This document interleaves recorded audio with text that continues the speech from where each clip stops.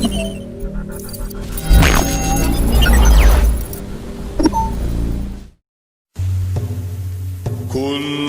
nafsin za'iqatul maut.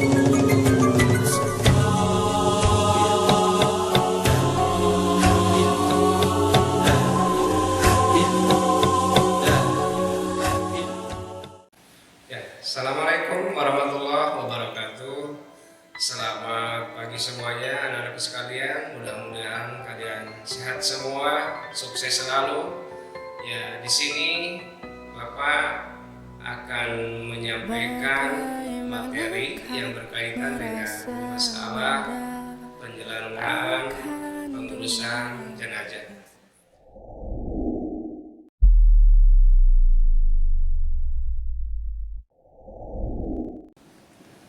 Dalam pengurusan jenazah ini, kita harus memahami bagaimana tata cara pelaksanaan dalam pengurusan jenazah. Ya, selama ini masyarakat Islam umumnya mereka tidak mengerti dan tidak memahami bagaimana cara menyelenggarakan pelaksanaan jenazah. Oleh sebab itu, anak-anak sekalian, kita harus belajar ya untuk memahami apa saja yang harus kita lakukan pada saat kita ya menghadapi saudara kita yang meninggal dunia.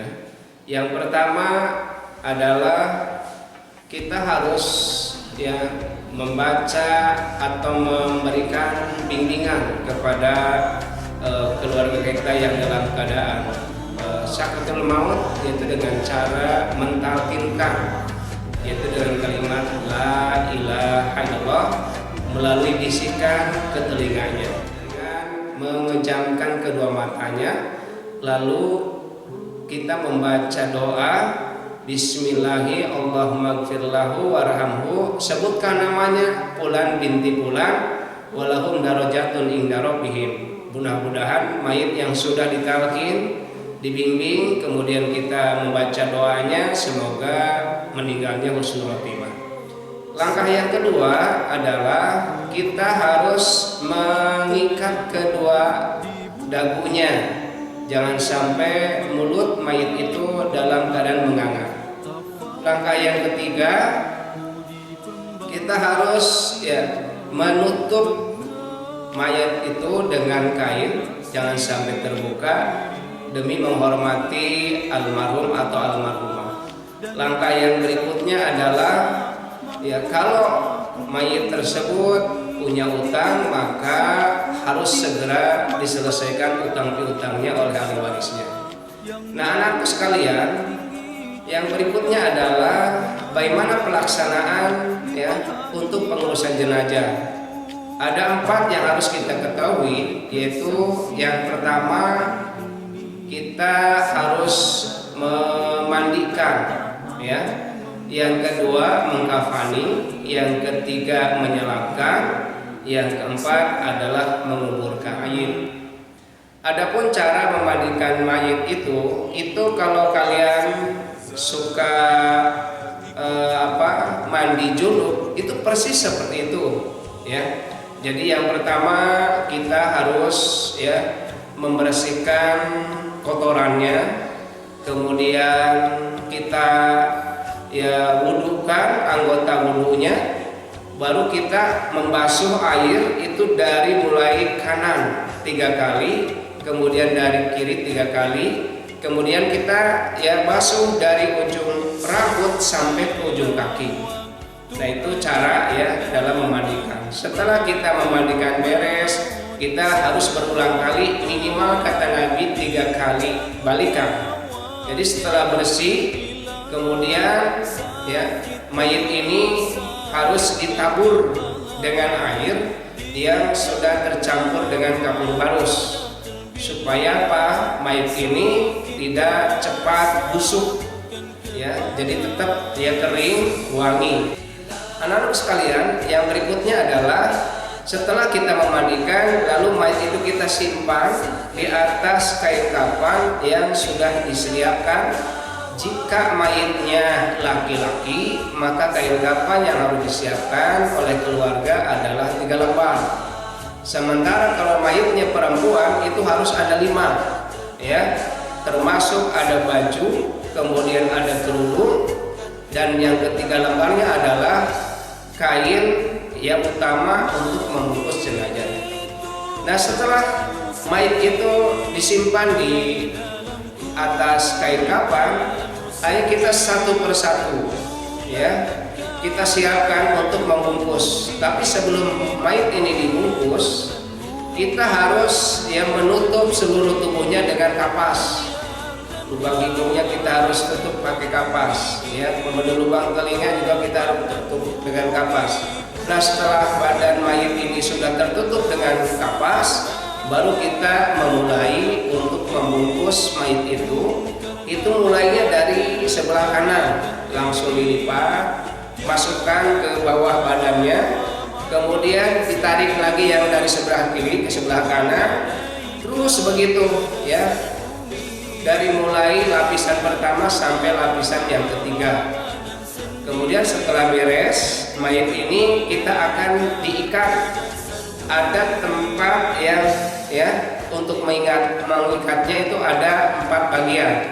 Yang pertama adalah di atas kepala, ya. Kemudian yang kedua di bagian dada, yang ketiganya di bagian lutut, dan yang keempatnya di ujung kaki. Itu seperti yang dilakukan itu cukup hanya dengan 5 ikatan. Nah, setelah selesai mayit ini kita ikat, kemudian kita siram dengan minyak wangi, ya, sebanyak mungkin supaya tidak busuk atau tidak bau menyengat. Karena ya badan mayit ini kalau sudah meninggal itu waktu bertahannya hanya maksimal 1 hari. Makanya Pak, kita siram dengan minyak wangi dari mulai atas sampai ke bawah. Nah, setelah itu ya selesai dimandikan, mayit ini akan kita siapkan untuk kita sholatkan. Nah, kita sudah beres, kemudian mayit ini akan kita sholatkan. Lalu kita semua jamaah untuk menyiapkan, ya, pada saat posisi mayit, kalau mayitnya laki-laki, maka imam harus berdiri searah dengan kepalanya.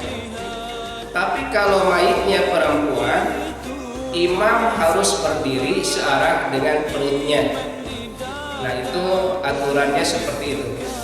Nah, setelah imam berdiri di samping mayat, maka bikinlah saf, ya, para jamaah minimal 3 saf, ya. Kalaupun kurang banyak jamaahnya, tetap harus bikin 3 saf. Kenapa? Di situ ada sesuatu keistimewaan, kata Nabi. Seandainya mayit itu disolatkan oleh 3 saf, sama dengan disolatkan oleh 40 orang jamaah, sehingga dosa-dosa si mayit itu akan hapus oleh Allah Subhanahu wa Ta'ala. Nah, itu dalam peraturan untuk saf. Jadi saf di dalam sholat jenazah, karena tidak ada ruku dan sujud, itu harus berhimpitan antara saf 1, saf 2 sampai saf 3. Nah, setelah saf, ya, kita tentukan, maka imam mulai untuk memimpin sholat jenazah. Diawali dengan niat. Kalau mayitnya laki-laki, usolli ala hadil mayiti arba takbiratin fardu kifayatin, ya, lillahi ta'ala. Tapi kalau mayitnya perempuan itu beda. Usolli ala hadihil mayitati arba takbiratin fardu kifayatin adaan lillahi ta'ala. Takbir yang pertama, langsung kita membaca surat Al-Fatihah. Kemudian takbir yang kedua, kita membaca sholawat. Takbir yang keempat, membaca doa khusus untuk mayit. Dan takbir yang keempat, membaca doa untuk mayit dan juga untuk kita semua, yang khususnya yang ikut melaksanakan sholat berjamaah.